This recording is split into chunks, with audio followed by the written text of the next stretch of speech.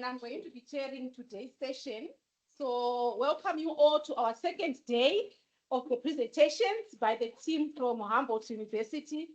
It's still a blessing to have you around.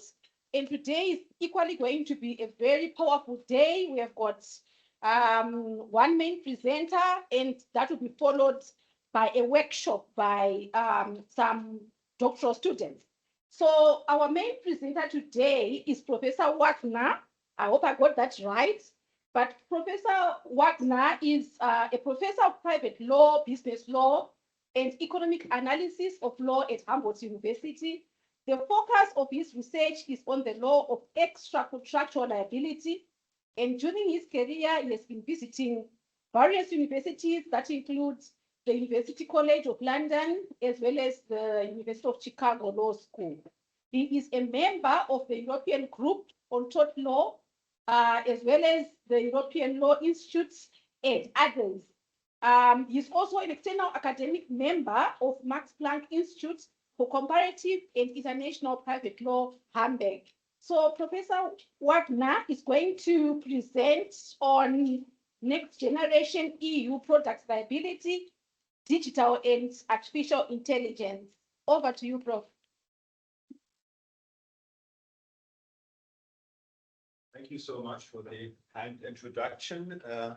In the next 30 minutes, I will take you through an area of recent reform activity in the European Union, namely a renovation of the Products Liability Directive with a view to digital products.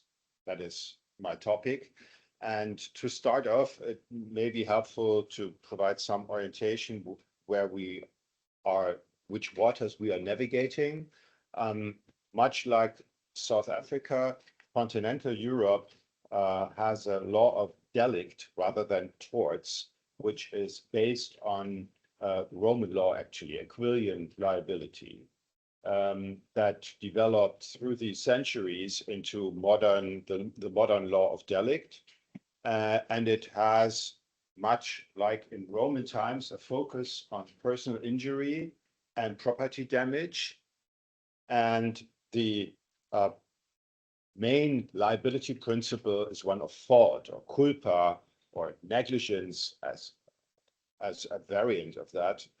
So generally, what is required to trigger a claim for damages is that a protected interest is infringed, personal integrity or private property. And secondly, that the tortfeasor acted in a culpable way, usually negligently. That is the sort of the background system.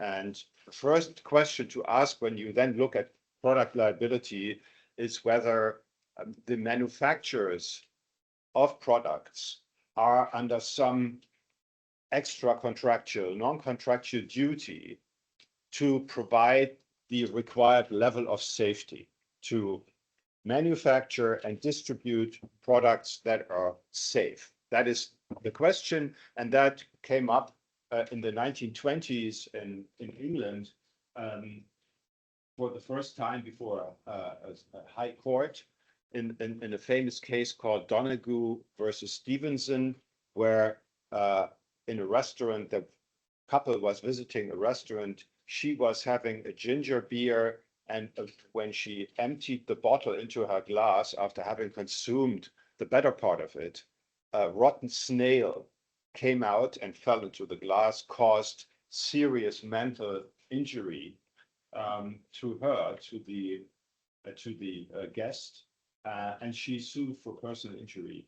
And she sued the manufacturer of the ginger beer and won because the court held that this manufacturer, even though it was very remote from the victim, was not its proximate neighbor, was nonetheless under a duty to apply reasonable care to the manufacturer of his products.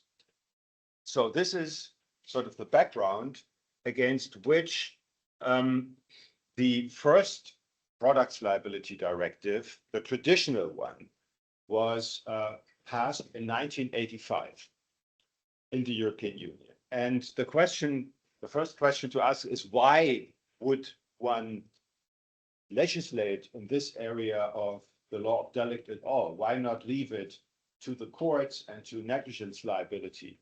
And the answer was, or the answer it still is, that at the time, in the 1970s, late 1970s, early 1980s, there was a strong movement originating from the United States and their court system that called for strict liability for products, or liability without fault, which means without proof of negligence in the process of development and production of the relevant product.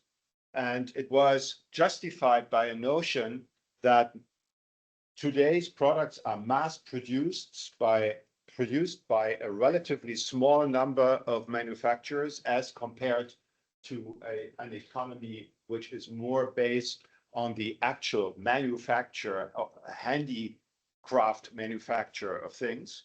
So you have mass production, you have large enterprises that govern the markets, and the costs of injury should be transferred and borne ultimately by these manufacturers as quasi-insurers of victims. The idea is that as manufacturers internalize the costs of harm, they raise prices accordingly. And so in the end, the society at large, we all as consumers, pay up the funds necessary to compensate the victims. This kind of consumer protection rationale of the field was the underlying normative principle of this directive. But and it was based here. I have a famous citation from the seminal case from the United States, where that essentially insurance rationale of the field was first articulated. However, even when this original directive of 1985 was passed, there was a lot of strife and argument involving the concept of defect. That is a major problem for any theory of of products liability, and particularly for one of strict liability, because in the US and in Europe, the rule is not that any harm caused by a product must be compensated. Rather, the rule is that any harm caused by a defective product leads to compensation. Now, the question becomes, what constitutes product defect? And this is something which is unresolved to this day in the European landscape, because the courts are charged with specifying the notion of product defect have not yet had the chance to do so. There is no jurisprudence telling us what defect means, but there is some language in the statute, namely in the Products Liability Directive of 1985, which talks about a level of safety that a person is entitled to expect, which is understood to refer to reasonable expectations. And that's language very close to what the Americans call the consumer expectations test, that you ask, what are reasonable expectations of the public regarding the safety of products? And that is essentially what the strict liability proponents of the directive had in mind. However, there are several criteria which are listed in the directive as relevant to determining defect, which rather allude to notions of negligence, particularly the relevance of the moment in time when the product was put into circulation. So it is an ex-ante perspective, which is important for long-tail risks of products which manifest only years after it was put into circulation and distributed to consumers. The directive also specifically says that a product must not be found defective simply because another better product was put on the market subsequently, and it time and again refers to foreseeability, foreseeable use, foreseeable effects on the interests of the users. So there are many ingredients of negligence in there, and there is an opposing fraction in academic and judicial discourse on products liability, which basically says that the notion of defect encapsulates essential notions of negligence. So it's just an encryption of negligence, in other words, and with the specificity that you look at not at the conduct of the manufacturer, but only at the properties of the product. But it's nonetheless essential negligence in disguise. And the term of art here is a risk utility test, that you ask whether the risks caused by the products are outweighed or not outweighed by the benefits it generates. And for the better part of the product world that we're looking at, the question becomes whether there was a reasonable alternative design of the product available at the time of marketing that caused fewer risks or less harm while providing the same benefit as the product that was actually marketed. That is kind of the essence of the risk utility test. And which one, the consumer expectations perspective or the risk utility perspective, which one prevails under the directive is an open question to this day, as no court has yet settled on one or the other test. That's the state of play up to this point, up to the day we're living in now. And now the question is what, I will skip these two slides. And now the question becomes, what happens when digital products arrive on the scene? What changes in the area of tort law generally, but more specifically in products liability law, if you switch from physical, corporeal things to digital, virtual assets? And the first question, and I only want to discuss it very briefly, although it's the major issue, is whether you want to move the field closer to a user-based, user-centered liability system, or whether you want to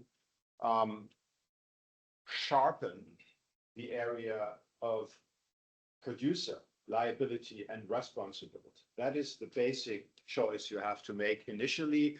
And in our world, much discussion was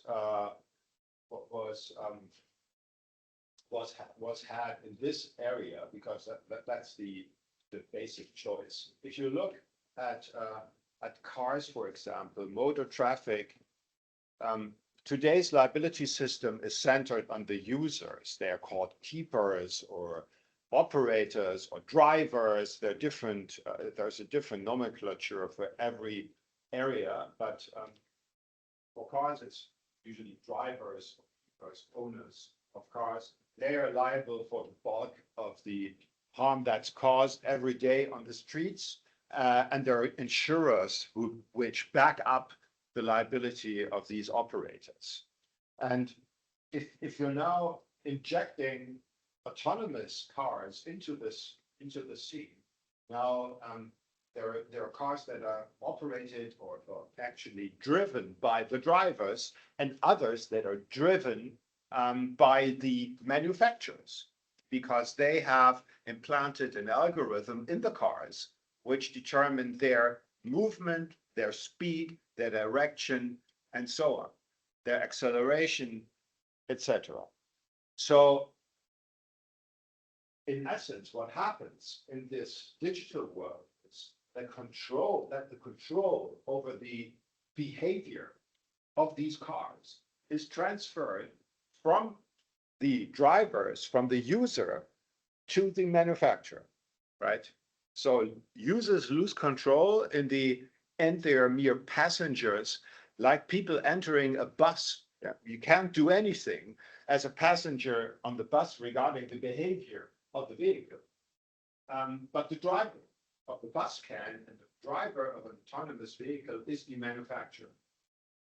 So after some discussion, the European Union came down to overhauling the Products Liability Directive rather than placing another instrument, legal instrument in place that deals with the liability, the strict or otherwise enhanced liability of users. And for the reasons I explained, I think that was the right choice to make. And now I'm looking at a few essential points which illustrate how the European legislature reacted to this arrival of digital products, which is new to us all, or was.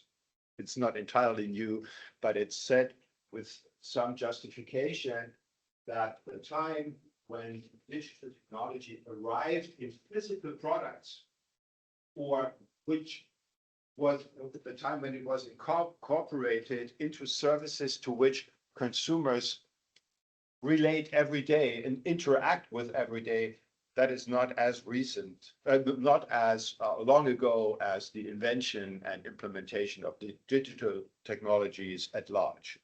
So that is the reason why in our time there was this reform. And the first major obstacle, to my knowledge, worldwide to products liability, the first major challenge posed by digital products is the question whether they qualify as products at all.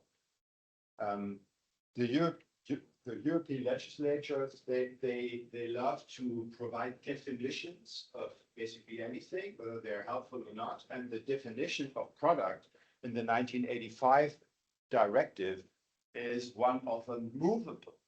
And movable is not entirely clear, a rather ambiguous term, but it was understood at the time definitely to encompass only corporeal objects, only things that are tangible, touch, that have a body, physical structure. And obviously, software and other digital assets don't. They lack this property. They can be embedded in the physical structure. And most of the things that we use every day are such a combination of digital and physical objects, like your smartphones that are lying in front of you. And they consist of hardware and software, and they interact in complex ways. But the software aspect is the interesting one, even for day-to-day, daily objects as smartphones or laptops, because and that's oftentimes the case, if the harm is caused by the software aspect, the question is whether this is at all within the scope of products liability. And further, the question also is, even if you say, okay, if it's a physical product, I don't distinguish which aspect of it caused the harm in question. Even if you go as far as that, there's still the question whether the software manufacturer, the programmers, the software companies that developed and distributed the software, oftentimes to the ultimate manufacturer of the physical product, whether they are liable. What's liability?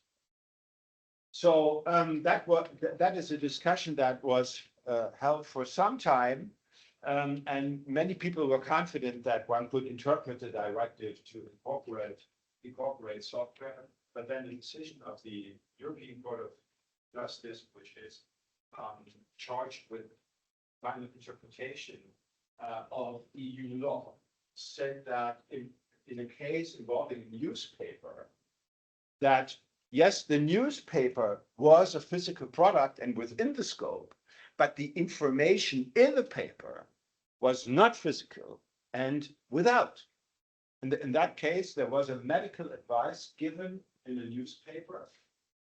They said that if you had some pain in your ankle, you should apply a herb to that ankle for 8 hours. And some lady did. And the advice was wrong. The correct advice was 8 minutes. And after she took off the bandage, her skin and the upper layers of the tissue had been destroyed. It was a serious personal injury that she suffered from following this ill-advised, wrongful medical advice. And the court said this information in the paper does not share this physical aspect of the newspaper itself, and therefore is outside of the scope. And as a reaction, if you want, now the European lawmakers made it clear explicitly that software is included into the scope of the directive, that software in itself qualifies as a product. And therefore, the software can be defective. Software as such can be defective, not only when a physical product veers off the road or it otherwise behaves in a dangerous way. And they expanded this the scope of the directive not only to software which is embedded into physical objects, but also to what you may call standalone software. And the best example for today's world is, of course, our large language models, which you don't can buy and take home in a physical container and then access, but which you access online and which provide information, lots of information. That's the only thing they do. They provide information. And the question is now, do they fall within the scope of the directive? The answer is obviously yes, they do. The next question is whether the informational aspect of their operation also falls within the directive. And I don't want to go further into this because my collaborators who will take over in a few minutes will take you further down that aspect and that problem to show how it may be resolved under the new directive. Then this is another aspect which is highly innovative, I think, but which is difficult to foresee what it means in detail. The directive also includes services into its scope, but only to the extent that these services interact with the product, with a product which qualifies as a product, with something that qualifies as a product. And these services are within the control of the manufacturer. So it's not if somebody hacks something and misuses the software, but rather if, for instance, traffic data, weather data, graphical data are fed into a physical product that then processes these data and behaves in a certain way. That is the basic idea, but as it also applies to standalone software that interacts with services, it has potentially a very wide scope of application. The concept of defect is adapted as well to digital products. And the basic idea here was that digital assets are special in this regard because oftentimes the manufacturer retains control post-marketing. In the classical physical world, if you produce a toaster, a car, a laptop, whatever it is, you give it away to the buyer and you never see it again. And the buyer is in control. With physical assets, with digital assets, it's different. Oftentimes, manufacturers remain somehow linked to their products over the air or in other ways. They're able to connect to their products and to change their mode of operation, usually by updating the software that's in the products. Sometimes as a consumer, you don't even notice, but oftentimes we are informed, as you all know from your smartphones, that there is a message popping up saying, hey, there is a new update, please confirm. And then it's the software is played onto the device. And so the properties of the digital aspect change post-marketing. And as I said earlier, the concept of defect was originally tied to the time of marketing. It is essential to push that point in time when you make the determination of defectiveness into the future, insofar as the manufacturer remains in control. And that's exactly what the directive does. I skipped that slide or briefly say only that the subjects which are liable under the directive used to be manufacturers primarily, but also parties which import goods into the jurisdiction, in this case Europe, so that victims can sue a party with a seat in their jurisdiction, the importer. That used to be the traditional role. But today, I guess it's not no different in South Africa than in Europe. Many items are not only produced elsewhere, oftentimes in Asia, in China, but they are also bought directly from manufacturers or merchants in that distant jurisdiction. So there are platforms, Chinese platforms, which you can access and buy goods directly from their producers or merchants back there. There is no importer anymore. No, in your case, South African enterprise that serves as an interface between third country production and internal consumption. That's a problem for everyone, I guess. And the major issue is, do you want to hold these platforms liable as quasi-importers or sellers of the products? That is a heavily debated issue in the United States with a view to Amazon marketplace products, but also in Europe. And there is a solution to that, which is rather complicated, but the basic message is that if a platform passes itself off as a seller, appears to be the seller itself, then it cannot hide behind the legal frame that it created that says that it's only a broker, only a market maker, a matchmaker, not a party to the transaction. Okay, so this is my last, the last part, very brief. The question is, if that is the new regime, what's left out? What is outside of that enlarged regime? That's a critical issue. And it has a simple answer and a more complicated one. The simple answer is that the scope of protection of the new directive remains limited to personal injury and damage to property. The classic Aquilian liability as it lives on today that you know from your own law so well. And there are two qualifications to that. First, personal property is not protected in total of personal property, but only if it's used for non-commercial purposes.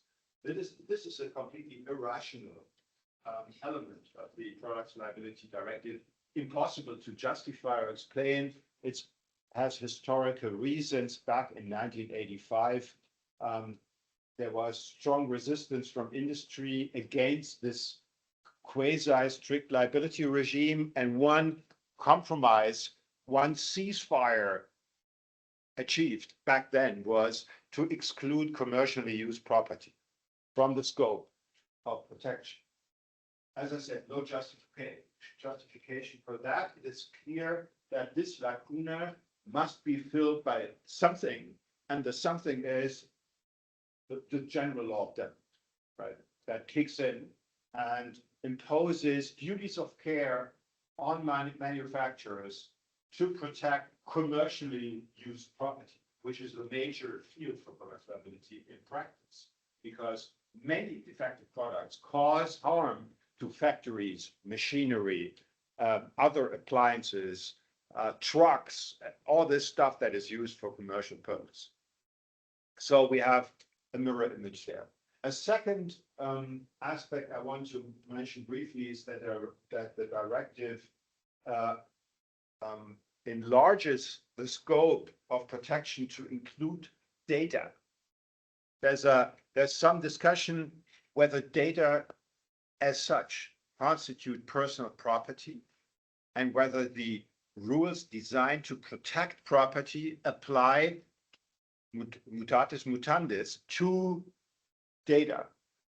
And European lawmakers were courageous enough to include data into the scope of protection as quasi-property, but were not courageous enough to say that this includes commercially used data.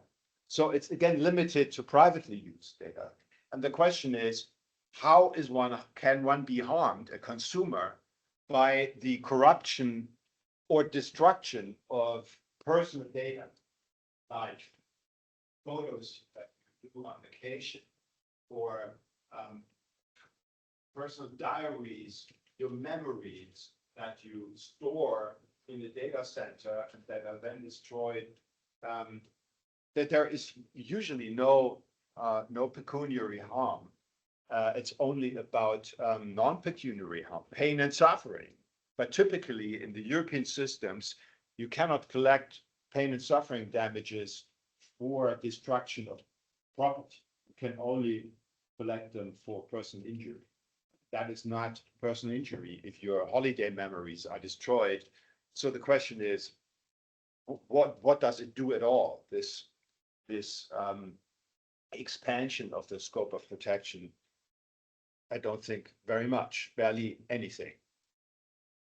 The last thing which is important and which will also be looked at more closely in a minute is that an important area of modern tort law is completely left out of the directive, and that is something which can be summarized under concepts as the right to privacy or general personality rights, oftentimes protected by national constitutions, I'm sure also by your constitution.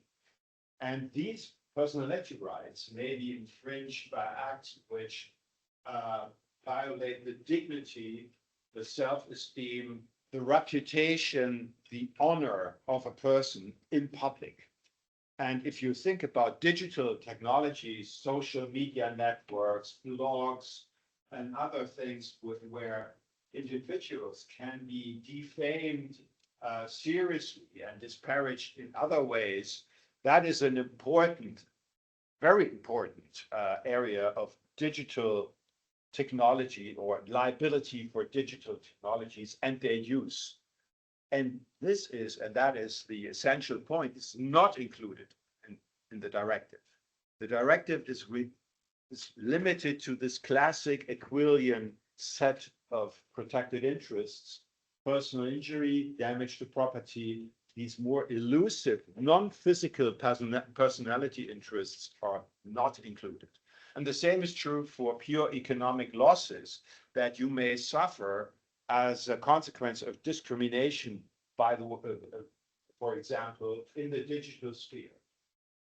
If you're personally injured, yes, but that is rare. What happens much more often is that you're excluded from certain services or networks, and you suffer harm, economic harm as a consequence, excluded from the directive because it's not an invasion of personal integrity in this classical sense. And in these areas, the general law of delict governs. It's not that there is no liability, it's only there is no liability under the Products Liability Directive.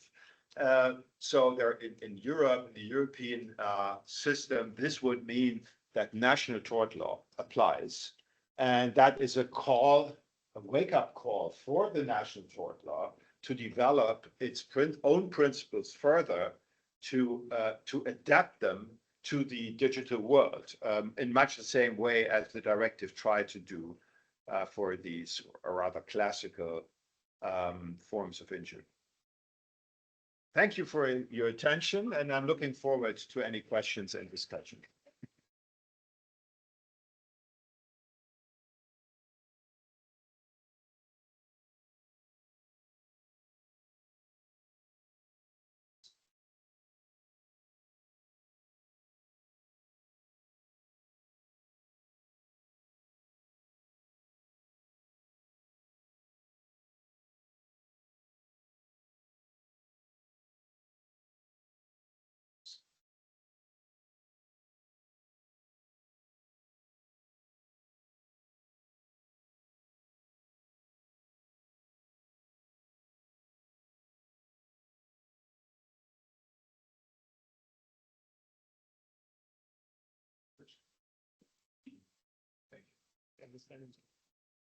We'll also stand. Yeah. Yeah.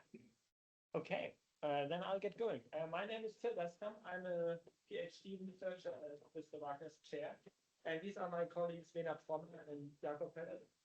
And we will use the workshop to get a little bit deeper into some details of this EU regulation, but also to, in order to show what solutions for general problems of liability in the digital age the EU has to offer. And I hope that we can use this to inspire also possible regulations from Africa, and that will be interesting for you to see what the EU has come with. So the three general challenges for liability that we will focus on. The first one is AI and its output as a product. The second one will be effectiveness, and the third one will be what we call the black box problem, the fact that you cannot see into the AI and what it actually does other than the mechanical physical product. So in order to do all of this, we will have two rough scenarios, which is going to be an AI used in Germany and a damage occurs. It can, for example, be a medical diagnosis or a treatment recommendation via AI, or it can be a self-driving car. So that's an AI that's embedded in a physical product. And we will assume that, as the economy is right now, the AI is crafted in the US. And we will also assume that the training data was annotated in South Africa, because actually South Africa is a global hub for data annotating right now. And yesterday I looked it up and I found 4,000 job offers for data annotating in a 30-kilometer radius from right here in Cape Town. So South Africa supplies a lot of training data. And training data is super important for the quality of the AI product. We heard that yesterday, garbage in, garbage out. You need well annotated data to train AI. So we come up with a kind of global scenario. The damage occurs in Germany, the AI comes from the US, and the training data has been supplied from South Africa. And using this scenarios, we will go over some questions that come up. So the first thing is the EU law applicable and if the damage occurs in Germany and you're trying to get compensation from a US company or from the data annotation company in South Africa? And the answer will usually be yes. It's kind of unclear what exactly marketed in that country means for digital products that can be downloaded via the internet. But as long as the AI product is targeted to be on the German market, it will usually, the Article 5 of the Rome 2 regulation will lead to the EU product liability law being applicable even for cases with this global structure that I explained. So just that's one point. Data annotation companies in South Africa can be liable by this regime. And also the other way around, I just want to emphasize again that these are general questions that are also interesting for possible regulation in South Africa, because if the damage occurs here, the South African liability law will be applicable. Okay, so my question is going to be who can be liable? So that's about the subject of liability. And it translates to the question of what is a product under the EU regulation. And as you can see here, Article 1 has this manufacturer of the defective product as the subject of liability, but also the manufacturer of the defective component of that product or of a related service, which is a service that's integrated into the product. And that leads to this structure. You have three possible defendants: the product manufacturer or the component manufacturers, where the component can either be a service or an intangible item or real raw material that is integrated. And all of them are liable joint, they are under joint and several liabilities, so they are liable together. And if one pays all, he has a right to compensation for the others. Okay, Mr. Wagner also mentioned the importers and representatives and the additional possible subjects, but we will leave that out for today. We'll focus on these three information. Okay, so the first question is AI a product under the new regulation? And it explicitly includes software. So AI is a software that's a product now. But then we also have the Krone decision by the EUCJ that Mr. Wagner mentioned. And then they said that information is not a product. So we get a tension between, at one hand, we want to integrate AI to have AI in the scope of the Product Liability Directive. And at the other hand, it only supplies information, and information is not supposed to be in the scope. So just the background, Krone. The main point why the Krone decision said that liability information is not included was that it made a differentiation between services and the physical product. And it said that the medical treatment that Mr. Wagner mentioned, the thing that you had to put on your skin, that it was not included because that was a medical treatment advice, which is a service. So going back to this, I just want to briefly mention two possible solutions to solve this problem. We could differentiate between a malfunction and a non-function. So the first one being the wrong information that your AI system provides. For example, ChatGPT doesn't give you an answer. It says we don't have any, somehow it doesn't produce an answer, there's an error. And then that's the non-function, and the other one, the malfunction, would be where it gives the wrong information, but that's not it.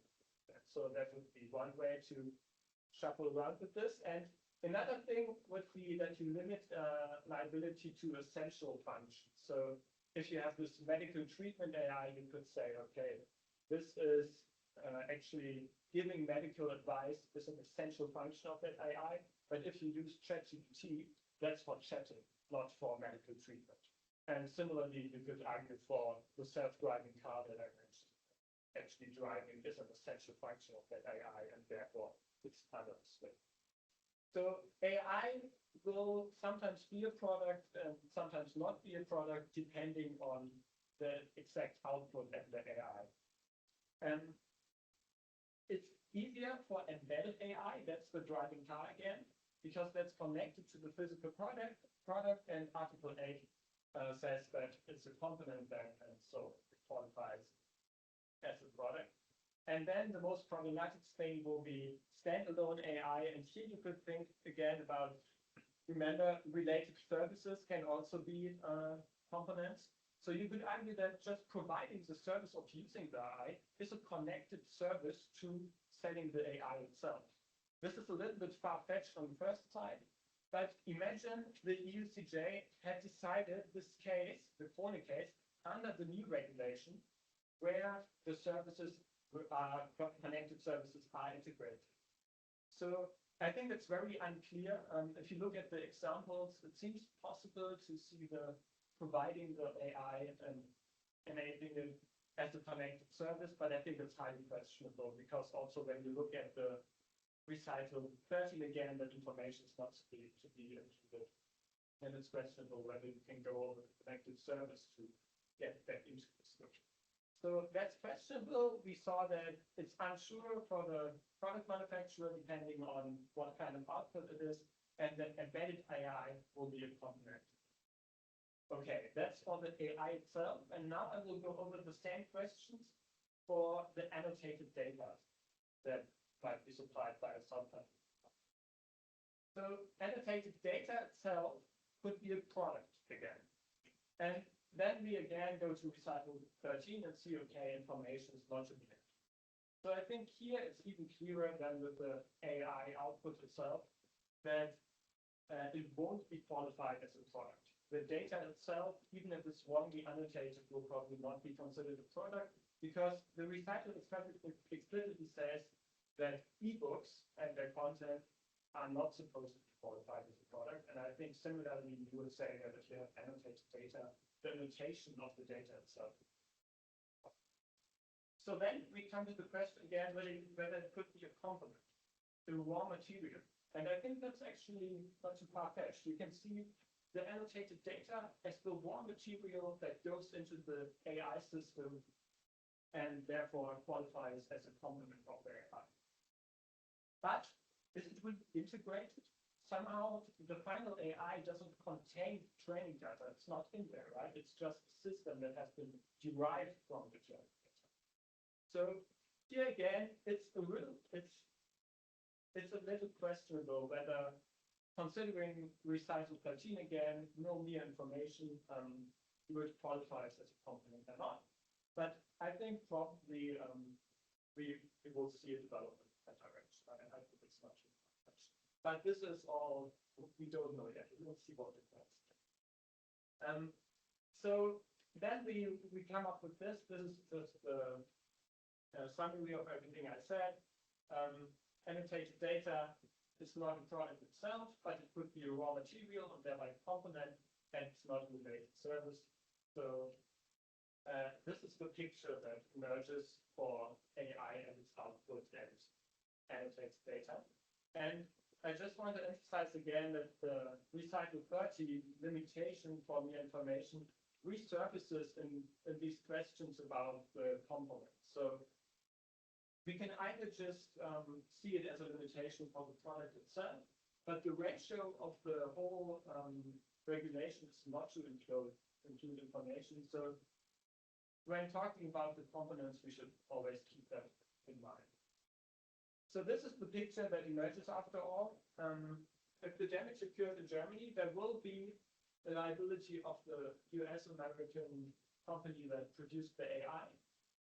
But this company in the US can also then go back to the South African data company because it's joined in several liability, right? And then there's also going to be a direct liability from Germany to South Africa if it's possible to prove that the wrongly annotated data caused the AI to be defective. And this is the point where I'll hand over to Lina, who's going to tell us more about the defective.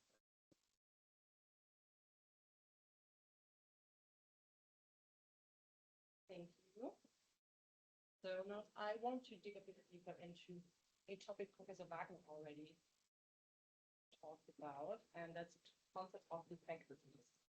So according to the previous directive, the product is considered defective if it did not provide, state, which a person is entitled to expect, taking all circumstances into account, especially the time the product is put into circulation. So when we now try to apply those principles on our case self-driving car or other AI systems, we face two major questions. And those questions concern the standard of care and secondly, the timing or the time we refer to when determining if the product is defect. So what is the temporal aspect about? Let me give you an example. A fleet of brand new Teslas can work perfectly fine based on training data when leaving the manufacturer's factory. With time, the system starts collecting tons of driving data, and due to those new data, the system starts mistaking stop signs with green lights. And yeah, that's simply because it starts to get more inaccurate. And according to our previous directive, defects must already exist at the time a product is placed on the market, or at least be foreseeable at this point. So when we think of a traditional manufacturer 30 years ago that produced, for example, bicycles, that standard seems reasonable. Because why should that manufacturer be held liable when no defect was applied at the moment he lost control over the product? However, particularly in the case of self-learning AI systems, it is not possible to predict all risks that may arise from a product later, as our example just showed. And at the same time, technology has changed the way manufacturers can control products, as Professor Wagner already mentioned, even after they have been put on the market.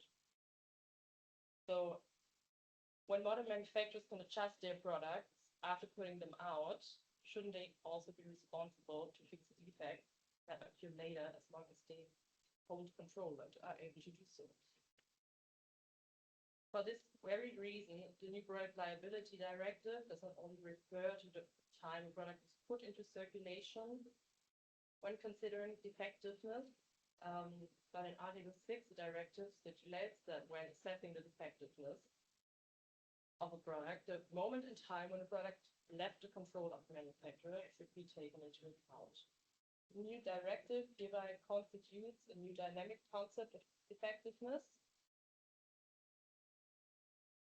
So it hereby solves our first question, kind of, in regards to AI.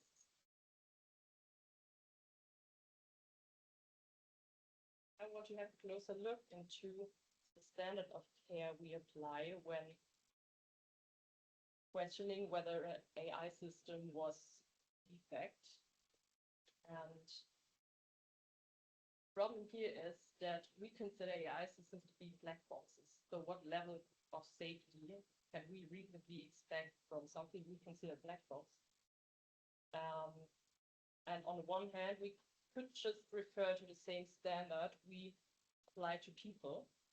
So if we think of an autonomous driving system, the system would consequently be considered defective if it did not react the same way a human driver would in an identical situation. And such a so-called anthropocentric benchmark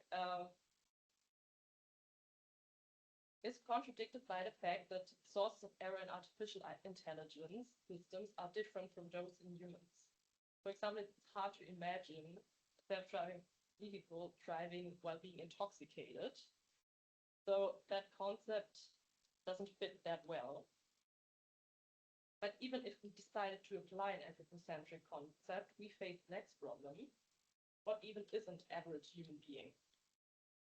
When we think of an AI-driven chatbot, for example, designed to answer health-related questions, officially approved as a medical product, do we compare it to a human being who is not medically educated, or to an average healthcare worker, or maybe to the best doctor possible?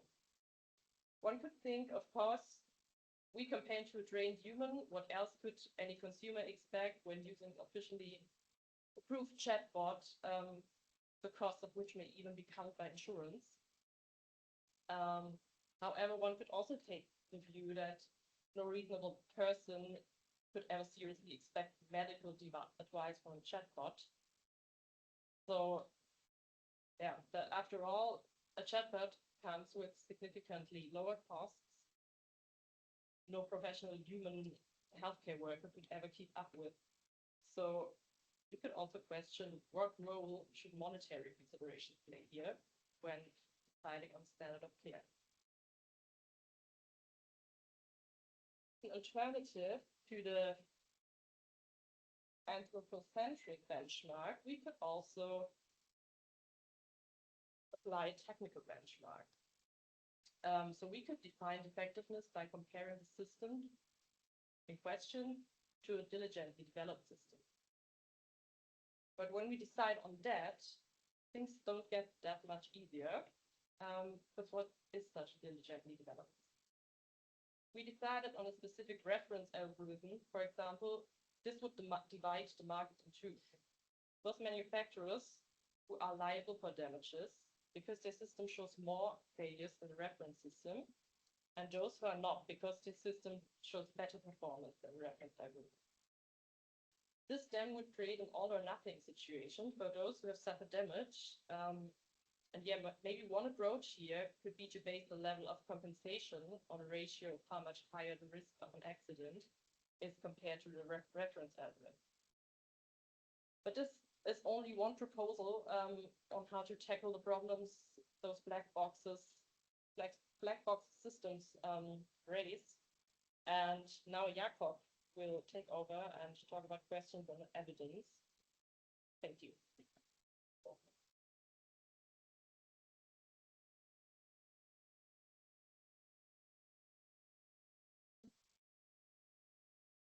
Yes, thank you. So now we have talked a lot about the substantive standards the new product liability directive implements.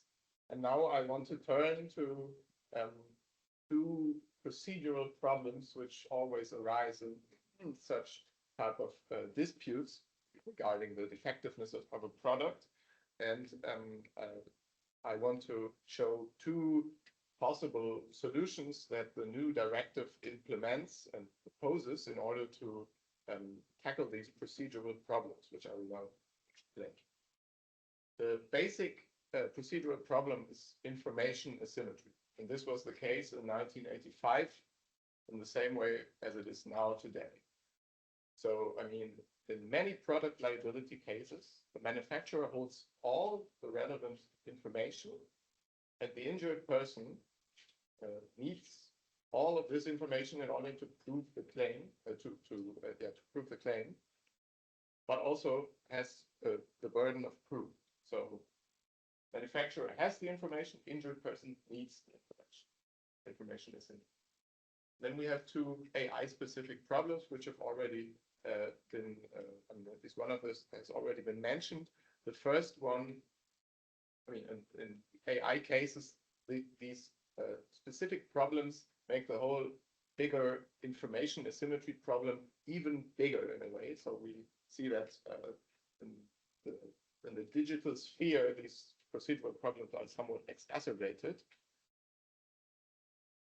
The first one would be the black box problem, because of the link between the input and the output in an AI, generative AI model, for example, is unclear. This, for example, makes proving causation particularly difficult to prove. The second thing would be a problem of knowledge or competence, which means that even if the claimant, which needs the information, is granted access to the information, he or she may not understand it. So, because I mean, it's in very particular data terms, or so we cannot. They may have access to it, but they do not understand it necessarily. So, challenge is not only access to information, but also access to understandable information. So, how then does the new product liability directive tackle these issues? The directive responds in two ways. The first one is the implementation of disclosure obligations. And the second one is through presumptions of effect, of causation, or of both. Article 9 in the Product Liability Directive improves access to evidence. This is the disclosure obligation, while Article 10 makes proof easier by allowing the courts, which are called upon to decide on a case of product liability, to presume defectiveness, causation, or even both in certain situations, and thereby alleviating the claimant's burden and effectuating his right to effective compensation.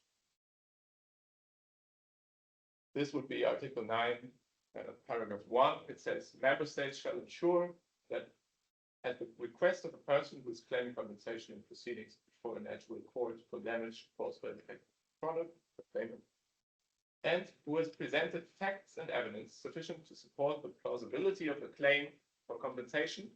And now the interesting part comes. The defendant is required to disclose relevant evidence that is at the defendant's disposal, subject to the conditions set out in the article, which I will now briefly talk about. So the disclosure obligation is not limitless, but rather has some clear conditions which have to be met, or which I will now mention. One of this is that it only applies within pending court proceedings. This is not a general system of pre-trial discovery you might have heard about, for example, as exists in the US. But in this case, the claimant has already have brought a claim, and then the court can rule on the access to evidence. The second thing is that the claimant must make the claim plausible by already presenting sufficient facts and, insofar as possible, also evidence that make it plausible that there is a claim, so that the court can decide, okay, we will grant you access to the relevant evidence that the defendant holds, which also leads to the next condition, which is that the request must concern relevant evidence. So that is also like a limitation, because we do not go like it was important for the people in the European Union, but also for German traditional legal thinking. We do not go on fishing expeditions, but we want to only disclose relevant information for this claim. So, and the second one would be that, and this is the case, relevant evidence is relevant when it is material to the outcomes of the case. So when it refers to the notion of defect, causation, for example. And lastly would also be, the last thing would also be that the relevant evidence must be in the possession of the defendant. So we do not have a disclosure obligation directed at third parties. It's only the information that the defendant possesses. At the same time, Article 9 is not unlimited. Disclosure must be limited to proportionality and necessity, which is, as I already mentioned, intended to prevent abuse, such as fishing expeditions and the big costs of U.S. pretrial discovery, for example. The court always has to protect trade secrets, which the manufacturer may have in their possession regarding, for example, algorithms or the training data. There might sometimes be a case that they are protected under trade secret law, and they also have to protect other sensitive information. Such would be, for example, legal privilege information that is covered by legal privilege. Two additional points are worth noting about Article 9. First would be that the enforcement of this disclosure obligation does not rely on coercive measures, but rather on a somewhat lighter incentivization of following compliance. Because if the defendant fails to comply with a discovery obligation, this may trigger a presumption, which will lead me to the second part of this presentation, which I will talk about briefly in a minute. Second thing, which is also notable, is that there is a degree of reciprocity in this disclosure obligations. What I mean with that is that the disclosure obligation does not only apply to the defendants, but also vice versa. And under Article 9, claimants may also be required to disclose relevant evidence which the defendant needs in order to defend him or herself from liability. Even so, the overall structure of these procedural rules in the directive clearly aim to reduce information asymmetry and therefore mainly benefits claimants, but there is some degree of reciprocity. The main takeaway then would be Article 9 is designed to tackle information asymmetry, specifically benefiting claimants. And its reach is significant, but not limited, but limited in some respects. For example, there is no harmonized rule on third-party disclosure. Only the defendant's information has to be disclosed, or the claimant's information has to be disclosed. And the directive does not create a general right to obtain evidence before the claimant can initiate proceedings. Now I will go on to talk about the presumptions. Article 10 starts from the traditional position, which is also resonates within the whole directive. The claimant, the person who brings the claim for damage incurred by a defective product, bears the burden of proof. So this is like the general principle. So the directive does not introduce a general reversal of burden of proof or something like of that degree, but instead works with targeted presumptions. First, a defect, which is necessary to demonstrate in order to prove liability, may be presumed in 3 situations: where the defendant fails to comply with a disclosure obligation. This links the presumption with the disclosure obligations that I was talking about before. Where the product does not comply with relevant safety rules. This would also include in the EU, for example, possibly relevant AI regulations that were talked about yesterday in yesterday's lecture and workshop. And lastly, a defect is presumed in the case of an obvious malfunction, which of course in the realm of AI is yet to have, is a concept that is somewhat elusive to apply. So there will have to be future cases which show when an AI is obviously malfunctioning. The second thing, or the second presumption, causation is presumed. So the causation relation between the defect and the damage is presumed where the damage is typically consistent with the defect in question. If you think, okay, in that type of defect, you usually have that type of, I don't know, personal injury, for example, then the causation is presumed. This also, of course, somewhat elusive when it regarding AI liability still, because we still have to, there has to be some case law brought before the courts, and there have to be some more decisions so that we can somewhat improve our understanding of this concept regarding AI liability. And third, and this also is, I would say, the most important rule probably, and this, I would say, could be framed under the term complexity matters. Article 10 contains a special rule for technically and scientifically complex cases, because in these situations, the court, which is called upon to decide on such a dispute, may presume defect, causation, or both if they appear likely. And this might be especially important for AI-related cases, because I would say and argue that that is probably a classical, somewhat, or like if you think about technical or scientific complexity, AI might be a very good example of that. So in that cases, if the effect of causation appear likely. So somewhat a lowering of the burden of proof, but how low is also another question.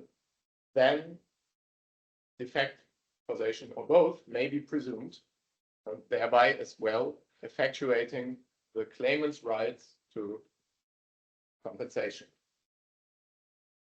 Now I will just give a brief overview of the AI relevant rules at a glance to conclude this part of the presentation.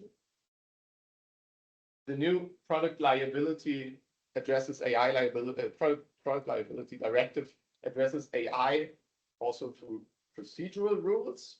It addresses the black box problem that I've talked about through disclosure and presumptions. These might apply to this. These may apply to these cases. This would also, for example, be the case when we think about disclosure of training data, algorithm specifics. These are all sorts of information that might be interesting if you want to bring a claim under the product liability law. But the product liability directive also addresses the knowledge problem. Oh, sorry. The second part was we have potentially far-reaching presumptions of defect and causation, as I've already stressed, in technical or scientifically difficult cases. And the last thing the product liability directive also addresses is the what I called initially, or what people call the knowledge problem, because the information that the claimant is granted access to through the disclosure obligations has to be provided or has to be redacted in a easily accessible and easily understandable manner. So AI companies cannot just flood the zone with information and data, but rather they have to redact the data in a way that caters to the needs of the claimant, so that the claimant can make good the promise of effective compensation. This is our presentation for today. Thank you for your attention.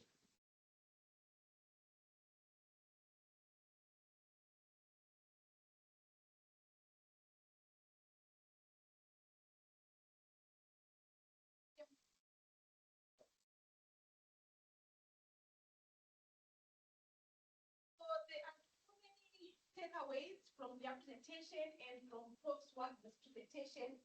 But I think for me, what stood out was the issue of how it is important to ensure that the words or terms in a statute are properly defined, and also the issue of interpretation itself. How are you going to interpret what is contained in the legislation?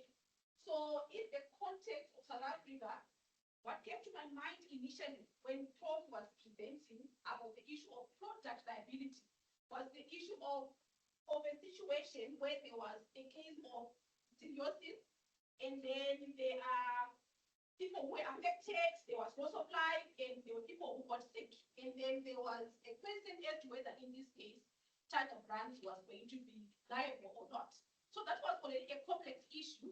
And now to add the issue of AI to the whole picture makes it even more complex. So I know that you've got so many questions, and I'm going to take maybe 5 questions first, and then we can then take it from there. So the floor is open for questions and comments to any of our presenters. And Prof Yakoba, we hope the ones online, if there are any questions. Yes, I'm looking at it.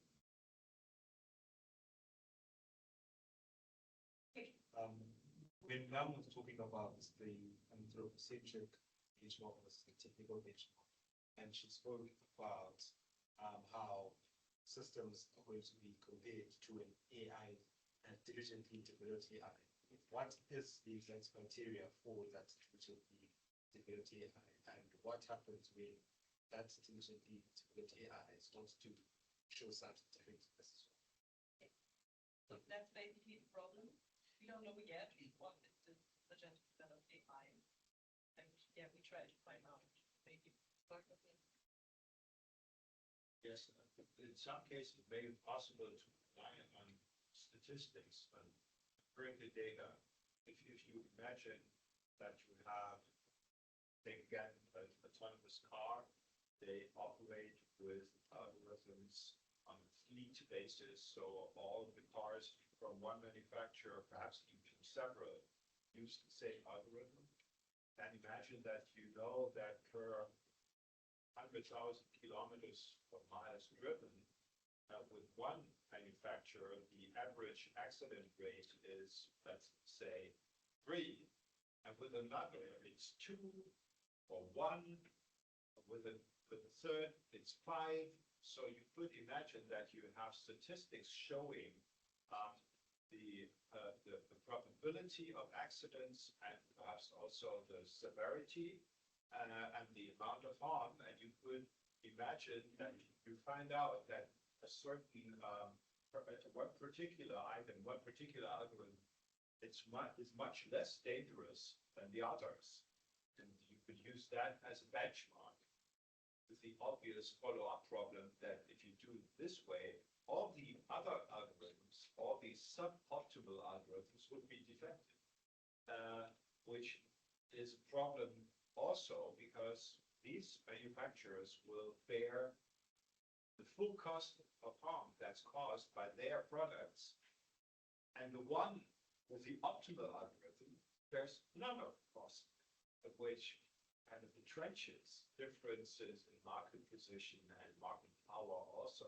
So that is then sort of externalizes the problem to competition law or other areas of the law which have to deal with that situation. Any more questions, comments? On this? I think my question is also to the doctoral panel. Article 9, the disclosure, mandatory disclosure article. I was just wondering how useful you guys think that clause is, given that the consequence of not disclosing isn't really dire. So just take as the presumption that your product is defective, but then that presumption, I'm assuming, can be rebutted.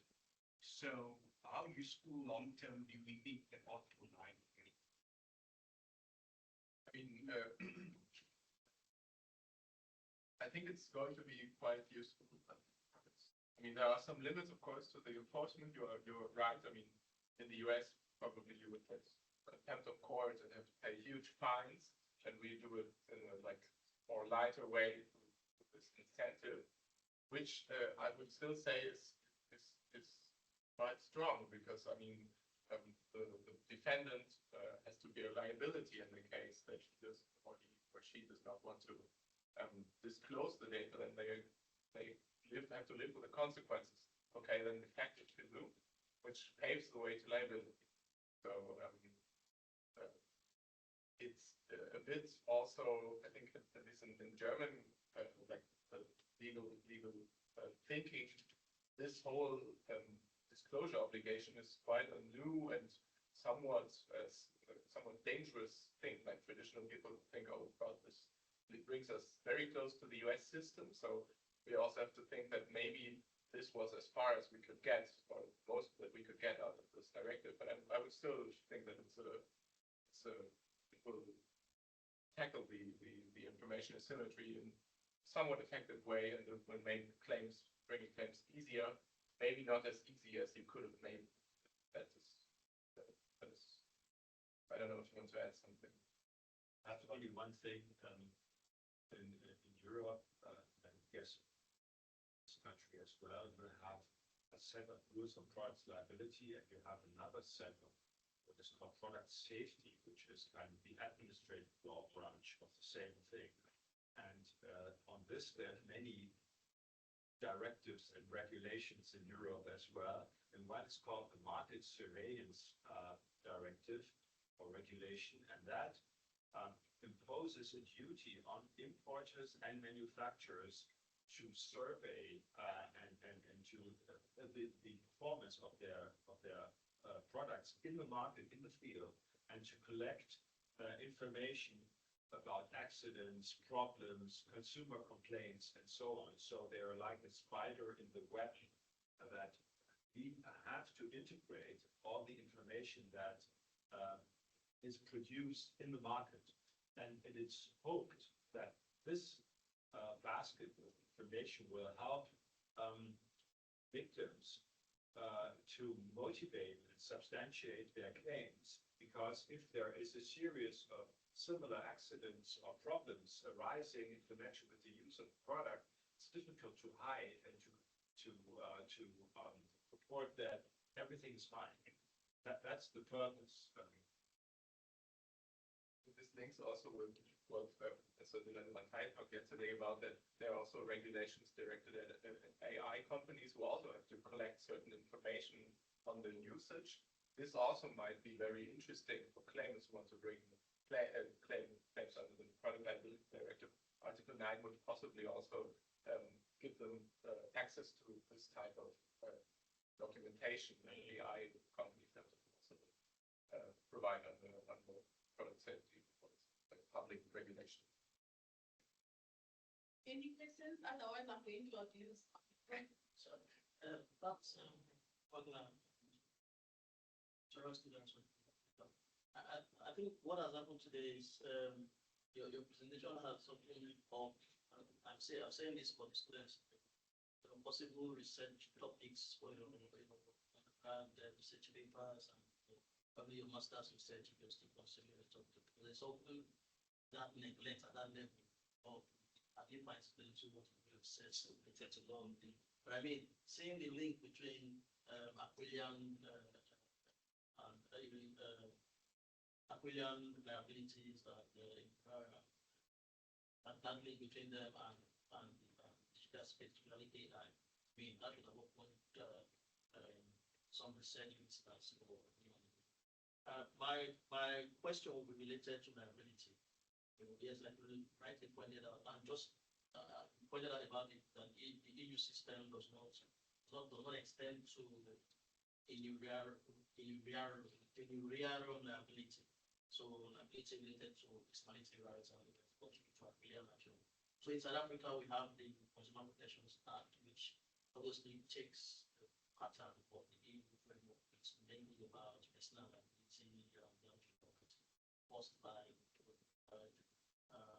but the common law product liability principles still apply, and that can take care of situations where injury relates to personality. So let's say a digital product, like let's say an AI tool is used and somebody's reputation is damaged. That will forward them. But then my question then is, where do we place liability? It's easy to place liability under the EU system, like you said. It's the focus now is on the focus has shifted with the user. But there are times when you can't really draw that distinction. So you can take your autonomous vehicles that you use as example. The system may be structured in such a way that it's an hybrid framework. The user still needs to carry out some actions for the paired function, like hybrid function. How do we then place solve the liability question where you have such hybrid, such mixed situation, where it is difficult to distinguish between the user and the producer. For AI also, it's also possible to have solutions where the causal link makes it difficult to distinguish between the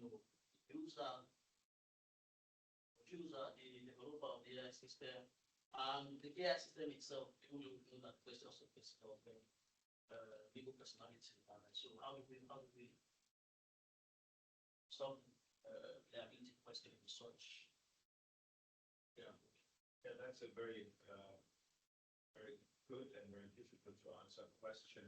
It raises issues that are familiar from situations where you have markets which bundle products together and sell them as a whole, or which unbundle products and solve different components from different manufacturers. The computer market is actually a good example. When I was young and computers came about, the first way to acquire a computer system was to buy a central processing unit, then a monitor, a screen, and a keyboard, and a mouse, and up in the printer and so on, right? And nowadays, except for the printer, everything is bundled together in that laptop thing, which is all in one computer. But with regard to desktops, we see an unbundling process already underway, where you have a computer and a separate screen or several screens connected to it, and so on. And you correctly pointed out, in that situation, attribution of liability becomes much more complicated, because you have to identify the actor who's responsible for the harm caused, who produced the component that was essentially defective while the others were not defective. And then there are cases where the defect comes from the interaction of all the components, which was not perfect, and therefore produced an outcome, an unwanted outcome, and so on. Very, very difficult. Raises familiar issues, or issues which we know from areas such as toxic torts, where many substances interact in an unforeseen or foreseeable manner, and it's impossible to identify which exact substance was the cause of harm. So there are these issues which you have to deal with with doctrines of joint and several liability, or proportional liability, market share liability. These are concepts which come to mind to grapple with these. But there is one sort of catch-all solution which may be added to the picture, and that is holding one entity liable for the full harm of the bundled together product, regardless whether it is ultimately the person who is really responsible, meaning who could have avoided the harm with least cost, and then rely on rights of recourse within that network of component suppliers. So, and a good example is, in fact, traffic accidents. In the European system, we have mandatory liability insurance for owners, or the keepers of cars. And this insurance covers, in continental Europe, a liability which is essentially strict. So you don't need to prove that there was a defect in the car, or that the driver misbehaved, committed some fault in driving. But it is sufficient to show that the car was the cause of the harm. And here again, you channel liability to one entity, in this case the keeper, which is not necessarily the driver, and then the insurance standing behind the owner or keeper essentially sorts out the responsibility among the parties concerned. They take recourse against manufacturers in the rare cases that the accident was caused by the defect of the car, and then take recourse against other actors which were implicated in the accident. So that may work in certain areas, but it is not, at least to my knowledge, it's not possible to promulgate a general principle saying this is the spider in the web to target for liability, and then rely on that party to take recourse. It must be dealt with on a sector by sector basis. Thank you so much. I've been notified that we're going to participate online. Yes, sorry. Yes, with a question, or something in the message. Yes. Go ahead. Okay, so Prof, Haley is asking, which liability framework? Product liability, script liability, the principal agent model, or the attribution of legal person to AI, would you say be the most appropriate for addressing patient harm caused by AI systems in the healthcare segment?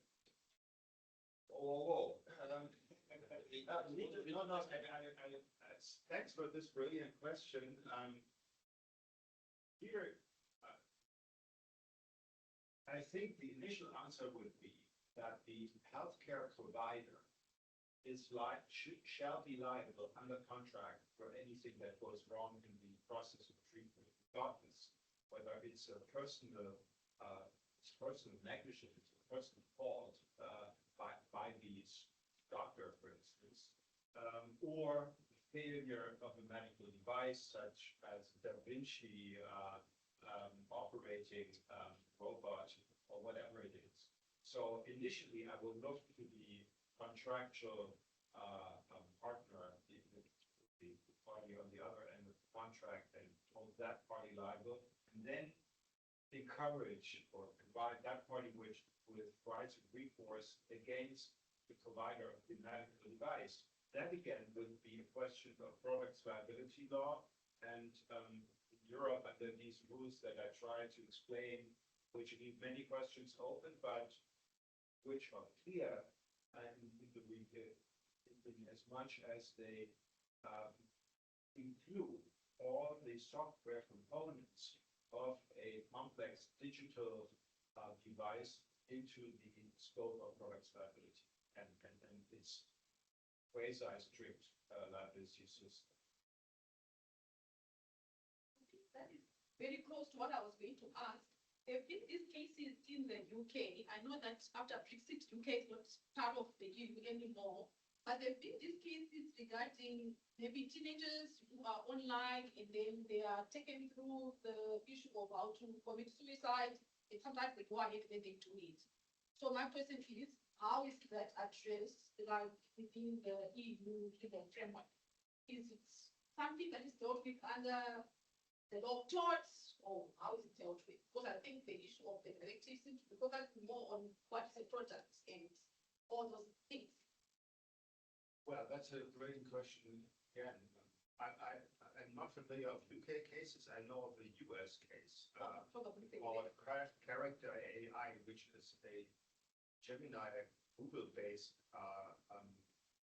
AI system, which you can use as a kind of psychological opponent or conversation partner to guide you through life, like a digital therapist, if you want, or friend/therapist. And that was put on the market, and a young man, 16 years old or something, used it as his prime companion, actually, and shared all his troubles and sorrows and concerns with that system, and being trained to be particularly empathetic.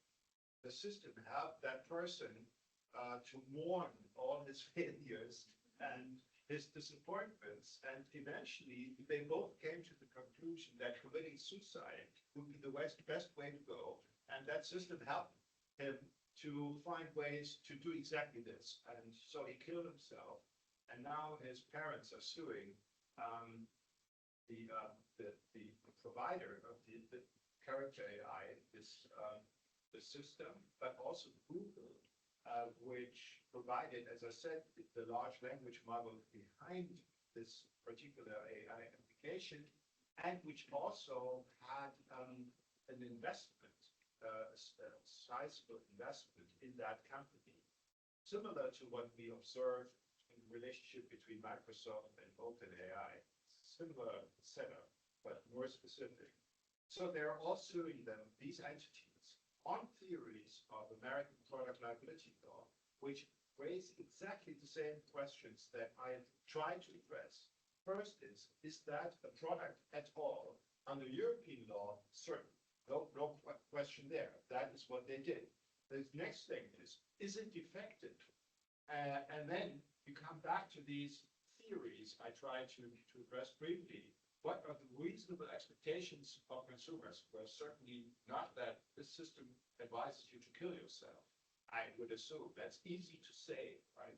But what does that mean? Is that a workable concept of defect to say, okay, this outcome is something I wouldn't like and I wouldn't have expected, but you can say that in every accident situation. So there must be a more specific concept of what to expect.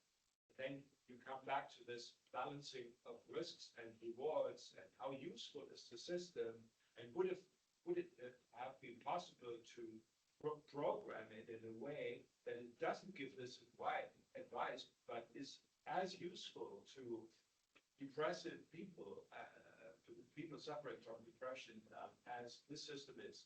I guess that wouldn't be much of a problem to find a defect here.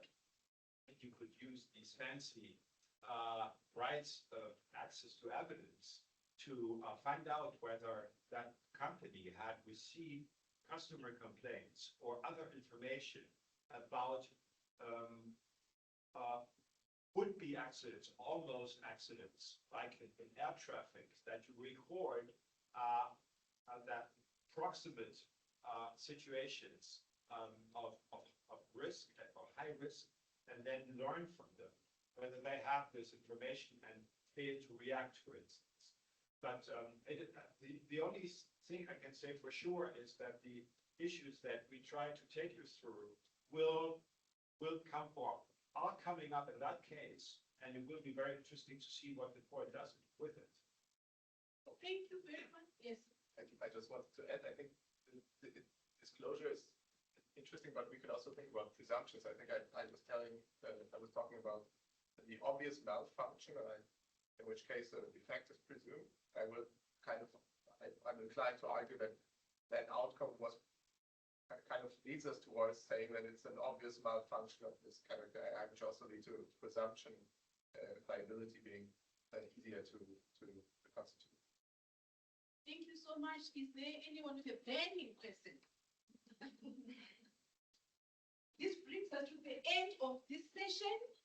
Yes. May I say one more thing? Now I'm entering the stage of advertising, so beware, right?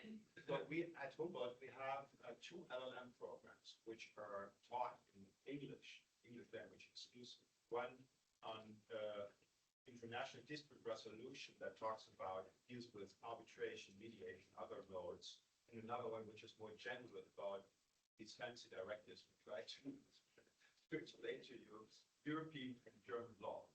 And both are open to any graduate from all over the world. And we would be glad and honored to see some of you at Berlin and welcome you to these programs. And yeah, Feddersen has some. Yes, we have the flyers, but we will give them out to the. Yes, we have some information materials. Of course, you can also find it online, but we have brought some paperwork. So in case you're interested, take a look, apply, and we would be glad to welcome you back. We put our hands together once again for our presenter. Exciting presentation and the insightful comments. This brings us to the end of the session. I think we still have got some Yeah, there's some load there. Yeah. Yes, I think there's something there to live on, so we can enjoy and we'll continue with the discussion. I'm thinking we'll have